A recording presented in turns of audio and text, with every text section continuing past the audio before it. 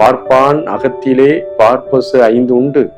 நமக்கு எல்லா நிலைகளிலும் வெளிமுகமாக மனம் பயணிச்சுட்டு கண்ண மூடி உட்கார்ந்தாலுமே நமக்கு இன்னரா மைண்ட் டிராவல் பண்றதில்ல. வெளியில நடக்கக்கூடிய சிந்தனைகள், உள்ளுக்குள்ள பயணம் தொடங்கக்கூடிய ஒரு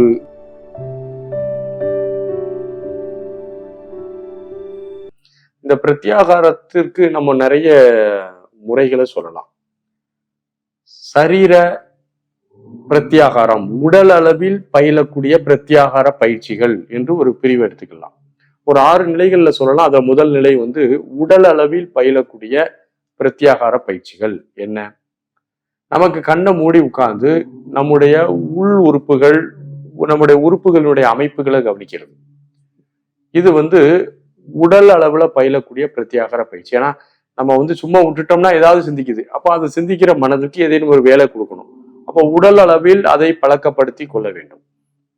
கண்களை மூடி உள்ளுறுப்புகள் எப்படிலாம் இருக்குன்னு சொல்லி மானசீகமாக ஒவ்வொரு உறுப்பையா உற்று நோக்கி கவனிப்பது என்பது சரீர அல்லது உடல் அளவில் பயிலக்கூடிய பிரத்யாகார பயிற்சிகள் என்று அழைக்கப்படுகின்றன. இதே பயிற்சியை படிகூல மானசீகரா என்று புத்தர் பெருமானும் அழைக்கிறார். இந்த 2வது பயிற்சி இந்திரிய பிரத்யாகாரம் என்று அழைக்கப்படுகிறது. இந்திரியம் என்பது நமக்கு 5 வகையான புலன்கள் இருக்கிறது. மெய், வாய், கண், மூக்கு, செவி என்பவை கருவிகள்.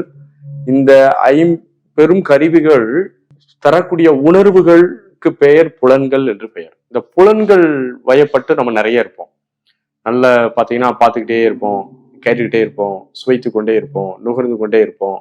ஸ்கின்னுக்கு ரொம்ப முக்கியத்துவம் கொடுப்போம். இந்த புலன்களில் நாம் ஓரளவு கட்டுப்பாடோடு வெளிமுகமாக செல்லாமல் இந்த புலன் உணர்வோடு நாம் பயணிக்கக்கூடிய பயிற்சிகளுக்கு பேரு இந்திரிய பிரத்யாகாரம் என்று அழைக்கலாம். இந்திரியங்கள் மீது கவனம் செலுத்தி தவம் செய்வது.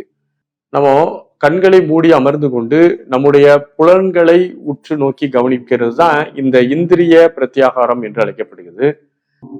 நம்முடைய தோல் பகுதிய தொடு உணர்வை ஒரு 5 நிமிடம் கண்ணை மூடி கவனிச்சு பார்த்துட்டு இருக்கிறது இந்திரிய பிரத்யாகாரத்தினுடைய ஒரு முதல் பகுதி.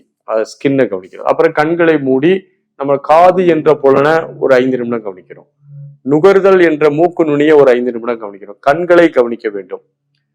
நாக்கு நுனியை 5 நிமிடம் கவனிக்க வேண்டும். இப்படி நம்முடைய புலன்களை நேரடியாக கவனித்து இந்திரிய ஒடுக்கம் பெறுவதற்கு, இந்திரிய ஒடுக்கம் ரொம்ப முக்கியம் யோகத்துல. ஒருமையுள்ள அமைப்போல் 5 அடக்கல் ஆற்றின் எளிமையும் ஏமா புடைத்து என்று வள்ளுவர் சொல்றாரு. எப்படி ஆமையானது தன்னுடைய ஓட்டுக்குள் தன்னுடைய உடல் உறுப்புகளை எல்லாம் அடக்கிக் கொள்கிறதோ அதே போல் ஒரு யோகி தன்னுடைய இந்திரியங்களை அடக்க கற்றுக்கொள்ள வேண்டும். இந்திரிய ஒழுக்கம் என்பது ரொம்ப முக்கியம். அதுதான் இந்திரிய பிரத்யாகாரம் என்று அழைக்கிறோம். அந்த 5 புலன்களை தனித்தனியாக கவனிப்பதற்கு பிரத்யாகாரம் என்று நாம் அழைக்கின்றோம்.